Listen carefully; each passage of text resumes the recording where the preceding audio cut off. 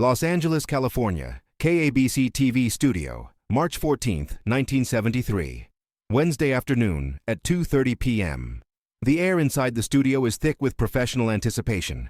Cameras rolling, lights adjusted, microphones tested. Another afternoon talk show, another exotic guest to entertain American housewives. The Pierre Berton Show, a talk show that mixes celebrities, politics, and curiosities. Today's host is not Pierre Berton, but his temporary substitute, Richard Dalton, a 42-year-old journalist known for his aggressive style and his skill at creating tense moments on live television.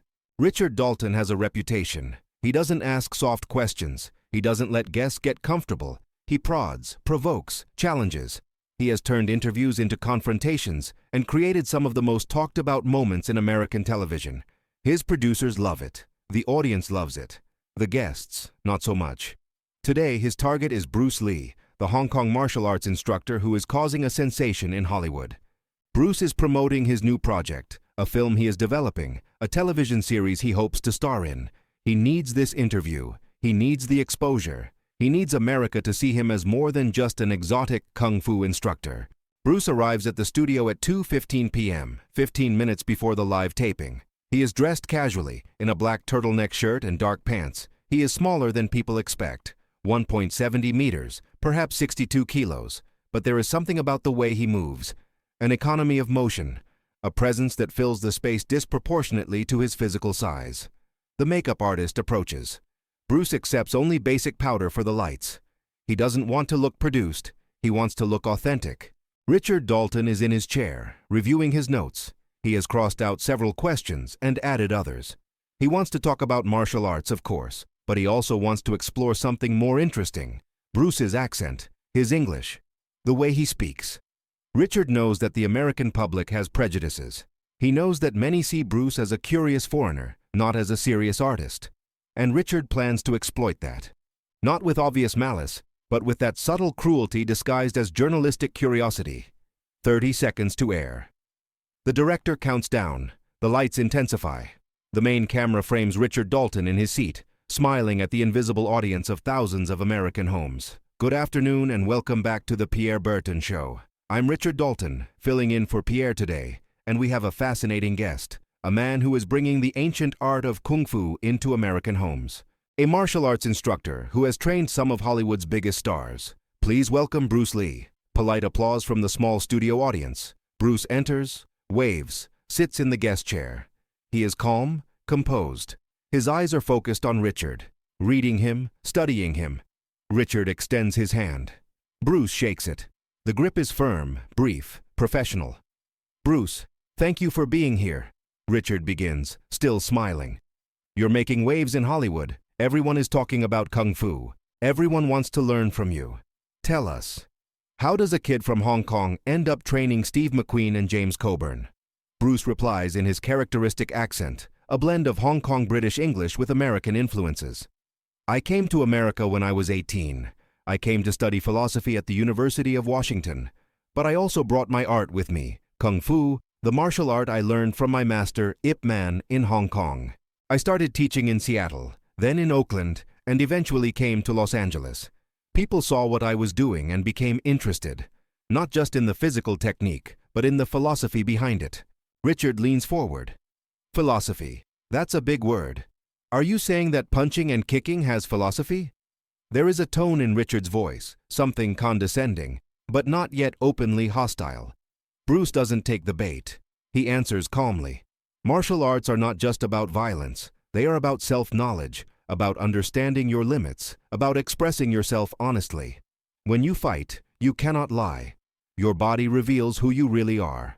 Richard smiles, but it's a cold smile. Interesting. Now, Bruce, I have to ask, and I hope you don't take offense, but many of our viewers are wondering. You speak English very well, but there is quite a strong accent. Have you ever thought about taking diction lessons? You know, for your film career? Hollywood is very demanding about these things. The studio grows a little quieter. The technical crew exchanges glances. This wasn't in the script. This is Richard improvising. Richard doing what he does, poking where it hurts. Bruce doesn't move. His expression doesn't change. He simply looks at Richard for a moment that is too long to be comfortable on television. My English is perfectly understandable, he says. his voice still calm. "I studied at the University of Washington. I have read Shakespeare, Descartes, Spinoza. I can communicate complex ideas in English. The accent is just the music of my voice. It doesn't change the meaning of my words." Richard laughs, but it's a performative laugh. Of course. I didn't mean to offend. It's just that Hollywood, you know, they have certain standards, certain expectations. And frankly, I've watched some of your video demonstrations, and I have to ask." He pauses dramatically. "Isn't it all a bit choreographed? A bit like dance? I mean, you've never really fought professionally, right? You've never stepped into a real ring. How do we know that Kung Fu actually works?" And there it is. The real question, the doubt that Richard wants to plant in the viewers' minds. Is Bruce Lee real or just a showman? Are his skills legitimate or just movie tricks? Bruce takes a deep breath, not out of anger, but out of preparation. He knows this is the moment. This is why Richard brought it up. To create a moment, to create tension, to create television. "You want to know if Kung Fu is real," Bruce says, his voice still controlled, still calm. "You want to know if what I do has substance or if it's just performance. Let me explain something to you, Richard, and to everyone watching. When I teach, I don't teach for entertainment. I teach the truth. The truth about combat, about movement, about power. And the truth doesn't need a perfect accent. The truth doesn't need Hollywood's approval. The truth simply is." Richard is smiling now, feeling he has control. "Well, that sounds very philosophical, Bruce, very deep. But philosophy doesn't win fights, does it? Strength wins fights. Size wins fights. And you, no offense, you're a small guy. How do you expect people to believe that you could take on, say, a heavyweight boxer, a wrestler, a real guy?" The studio is now completely silent. The crew has stopped moving. The cameras are locked. Everyone senses that something is about to happen. Bruce leans forward in his chair. His eyes are fixed on Richard. There is something in that gaze that makes Richard's smile falter slightly. "Richard," Bruce says, and his voice has changed. It is no longer polite, not yet aggressive, but now it has a steel quality, an absolute certainty. "You have made several assumptions. You assume that size is everything. You assume that brute force beats skill. You assume that because I speak with an accent, because I come from Hong Kong, because I look different, I must be less capable. Those are dangerous assumptions." He pauses. The silence is absolute. "Let me show you something simple, something that will answer all your questions about whether Kung Fu is real or not." Bruce stands up. Richard looks confused, a little uncomfortable now. The studio director is gesturing frantically, unsure whether to cut to commercial or let this happen. "Bruce, what are you doing?" Richard asks, trying to regain control. "I'm going to demonstrate," Bruce says simply. "Stand up." Richard laughs nervously. "Now? Here? Live?" Bruce just looks at him. Richard glances at the cameras, at the crew, at the small audience. He is trapped. If he refuses, he will look like a coward. If he accepts, he is putting himself in an unknown situation. But he is Richard Dalton. He doesn't back down. He stands up. Bruce walks over to him. The height difference isn't huge. Richard has perhaps 5 centimeters more, but Richard weighs a good 15 kilos more. "I'm not going to hurt you," Bruce says. "I'm just going to show you something. Put your hand here." He points to his own chest. "Push me. Use all your strength. Try to move me." Richard hesitates, then places his palm on Bruce's chest. He pushes, not with full force, but with enough effort. Bruce doesn't move.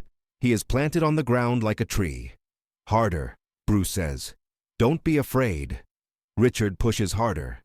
Nothing. Bruce doesn't slide, doesn't lean. It's like pushing a wall. "How is this possible?" Richard mutters. "Center of gravity," Bruce explains. "Rooting.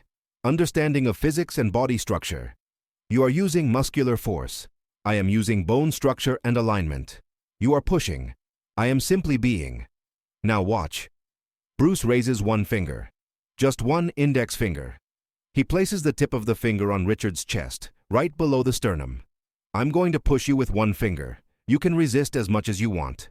"This is ridiculous," Richard says, but there is uncertainty in his voice now.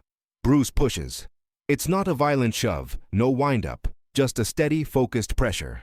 Richard tries to resist. His feet start to slide backward. He is trying to hold his ground, but he is losing territory. Bruce pushes him across the small stage, perhaps 3 meters, with just one finger. When he stops, Richard is breathing heavily, more from shock than from effort. "How did you do that?" Richard asks, and all the arrogance has vanished from his voice. "How is that possible?" Bruce returns to his chair, sits down calmly. "That's the point, Richard. It's not about size. It's not about how much you lift at the gym. It's about understanding. Understanding of physics, of anatomy, of how the human body really works. Kung Fu is not dance. It's not choreography. It's science applied through movement." He pauses, then continues. "You mocked my accent. You questioned whether I'm real. But let me tell you something. My accent doesn't change the power of my punch. My accent doesn't change my understanding of combat. My accent is just part of who I am, and I'm not going to change who I am to make Hollywood comfortable. I'm going to make Hollywood expand its definition of what a hero can be, of what a fighter can look like, of how a teacher can sound." The studio is in absolute silence.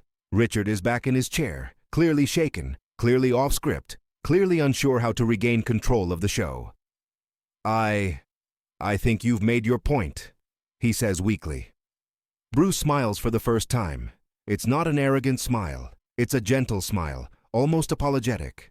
"I didn't want to embarrass you, Richard. I just wanted to answer your questions honestly. You asked if Kung Fu is real. Now you know. You asked if size matters. Now you've experienced that there is something more important than size." Richard nods, speechless. The director is gesturing frantically. They need to go to commercial break. They need to regain some sense of normalcy. "Let's take a break," Richard says mechanically. "When we come back, more with Bruce Lee." The cameras cut.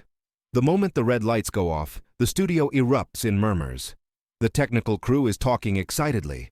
The small studio audience is buzzing with excitement. Richard is sitting in his chair, rubbing his chest where Bruce pushed him. He looks at Bruce with an expression that is part admiration, part resentment, part fear. During the commercial break, they don't speak. Bruce simply sits calmly, waiting. When they go back on air, Richard is more subdued, more respectful. They talk about Bruce's film project, about his martial arts school, about his philosophy. But the energy has changed. Richard is no longer in control. Bruce has taken over the interview simply by being himself. When it ends, Bruce stands up, shakes Richard's hand, thanks the crew, and leaves the studio. He doesn't know it yet, but those live minutes will be talked about for decades. The video recording will be watched millions of times. People will debate exactly what happened, how a 62-kilo man pushed a larger man with a single finger. But those who were in the studio that day know exactly what happened. They saw a man defend not just his art, but his identity, his voice, his refusal to become smaller to make others comfortable. Richard Dalton never publicly mocked anyone's accent again. In later interviews when asked about that day, he would simply say, "Bruce Lee taught me something about strength, real strength. And it has nothing to do with how much you weigh or how you speak. It has to do with how well you know yourself." Bruce Lee continued his journey. He never got the American television series he wanted. Hollywood wasn't ready for an Asian hero, but he returned to Hong Kong and made films that changed cinema forever. And whenever anyone questioned whether he was real, whether his skills were legitimate, whether he was just a showman, people pointed to that interview, that live moment. Those 5 seconds when the studio fell into absolute silence, and everyone understood. Bruce Lee was completely, unquestionably real.